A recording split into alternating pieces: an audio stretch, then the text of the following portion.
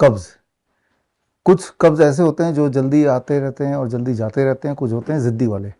ज़िद्दी वाले पे बात कर लेते हैं। ऐसे लोग हैं जिन्होंने अपने जीवन में कब्ज के बिना कोई दिन देखा ही नहीं। उनको लगता है कि भाई ऐसी ही ज़िंदगी होती होगी। लेकिन मैं आपको ये बताना चाहूँगा कि ज़िद्दी से ज़िद्दी कॉन्स्टिपेशन भी आसानी से ठीक हो सकता है, और कुछ दिनों में। कितने दिनों में? 5 दिन में, 6 दिन में। कैसे ठीक होगा, इसको स्टेप बाय स्टेप समझते हैं। उससे पहले समझना पड़ेगा कॉन्स्टिपेशन होता क्यों है। देखिए, एक बात समझना पड़ेगा, आपके कोलोन में एक तरह के बैक्टीरिया होते हैं जो सिर्फ फाइबर पे निर्भर होते हैं। फाइबर फाइबर यानी कि जब आप कोई भी चीज़ खाते हैं, जैसे फ्रूट्स एंड रॉ वेजिटेबल्स, तो आप फाइबर भी खाते हैं। ये जो फाइबर है, that is not your body food. वो आपकी बॉडी की रिक्वायरमेंट नहीं है, वो कोलोन में जो बैक्टीरिया उनकी रिक्वायरमेंट है। और वो बैक्टीरिया जितने ठीक से आप उसको पोषण करेंगे, फाइबर देंगे, उतना अच्छा वो कोलोन की सफाई रखेंगे। एंड अगर सफाई नहीं रख पाते तो दैट इज़ कॉल्ड कॉन्स्टिपेशन।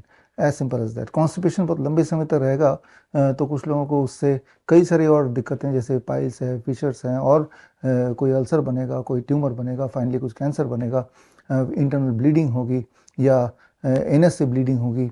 तो ये सारे एडवांस रूप होते जाते हैं।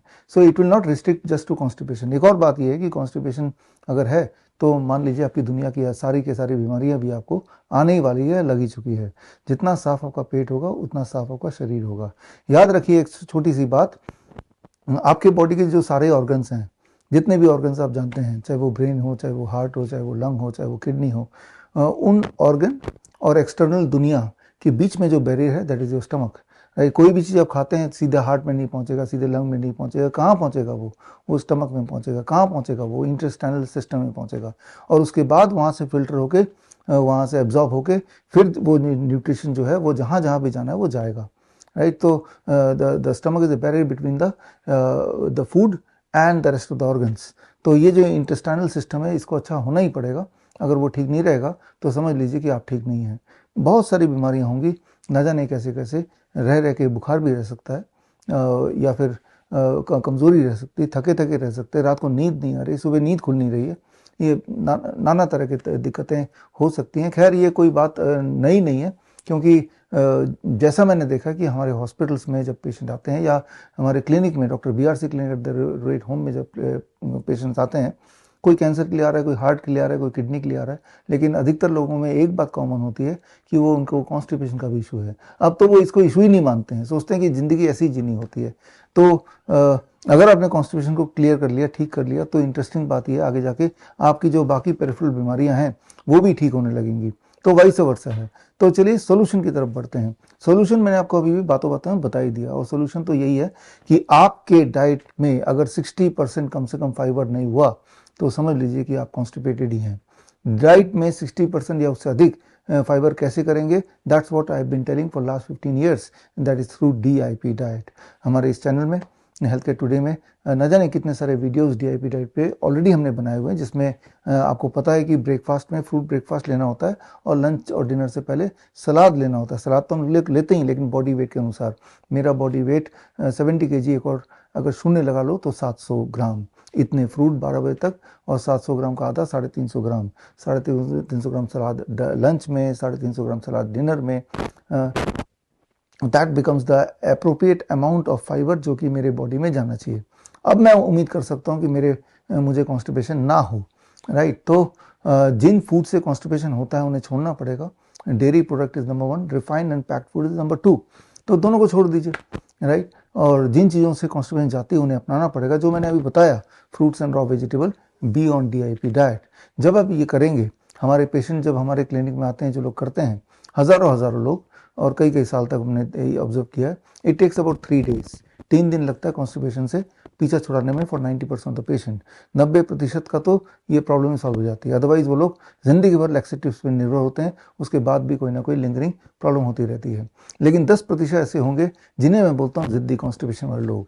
ये 3 दिन तो क्या, 7 दिन, 10 दिन में भी DIP डाइट के बाद भी उनको कोई खास बेनिफिट होता हुआ नहीं दिखता। तो अब ऐसे पेशेंट्स के लिए, ऐसे जिद्दी कॉन्स्टिपेशन वाले लोगों के लिए जो रामबाण है, दैट इज आंवला। आंवला क्या करना है? आंवला आपने 8-10 आंवले खरीदने हैं, ताज़ा आंवला। किसी भी मौसम में मिलता है, कभी महंगा मिलता है, कभी सस्ता मिलता है, मिलता जरूर है। ये हमने हमेशा से देखा है और देख लिया है। तो आपको क्या करना है कि आंवला लेना है 10, लेके 8 से 10, और लेके सुबह सुबह खाली पेट होता है, उसको कूटना अच्छी तरह से और एक कपड़े से उसको निचोड़ना है। कोल्ड प्रेस जूसर से जूस भी निकाल सकते हैं, बट निचोड़ के भी काम चल जाएगा। करीब आधा कप यानी कि 100 ml जूस खाली पेट पीना है। फिर डीआईपी डाइट, पहले दिन, दूसरे दिन, तीसरे दिन, चौथे दिन तक मोस्ट लाइकली आपको लूज मोशन के सिम्टम आएंगे, यानी कि बॉडी बता रही है कि आंवला बंद कर दो। तो ये 4 दिन का डोज होगा, किसी का 3 दिन का होगा, किसी का 5 दिन का होगा। इतने में ही जिद्दी कॉन्स्टिपेशन टूट जाता है और उसके बाद अपने आंवला छोड़ दिया और continue with the DIP diet, the problem of constipation is gone, right. So that is as simple as that. और क्या नहीं करना है, कुछ लोग सोचेंगे शॉर्टकट ले लेते हैं, आंवले का जूस तो बाजार में वैसे ही मिलता है पैक्ड, वो लेंगे तो काम नहीं करेगा। एक्सपेरिमेंटली लेके देखिए, कुछ काम नहीं करेगा, क्योंकि जब आप आंवला खुद लेते हैं और उसको कूट के जब उसका जूस निकालते हैं, that is a live enzyme. उस आंवले में लाइव एंजाइम है। यही लाइव एंजाइम तो उन बैक्टीरिया को एक्टिवेट करेगी जो आपके कोलन में सुस्त पड़ी हुई हैं और कॉन्स्टिपेशन से आप जूझ रहे हैं। तो इतनी छोटी सी बात है, भयंकर से भयंकर बीमारी के इनिशियल स्टेजेस में कॉन्स्टिपेशन से ही शुरू होता है, लेकिन ये कॉन्स्टिपेशन अपने आप में बड़ी तेजी से ठीक हो सकता है, ठीक होता है। बड़ी से बड़ी बीमारी का आसान से आसान इलाज घर बैठे ही हो सकता है। अधिक जानकारी के लिए कांटेक्ट करें nearest doctor BRC clinic @home। Lifestyle disease हो या इन्फेक्शियस इलनेस, कॉस्मेटिक्स हो या पेन मैनेजमेंट, घर पर ही बनाएं अपनी दवा। Ancient wisdom and modern evidence base का अनोखा मिश्रण। Join 1 month online training, be a certified Neem therapy practitioner.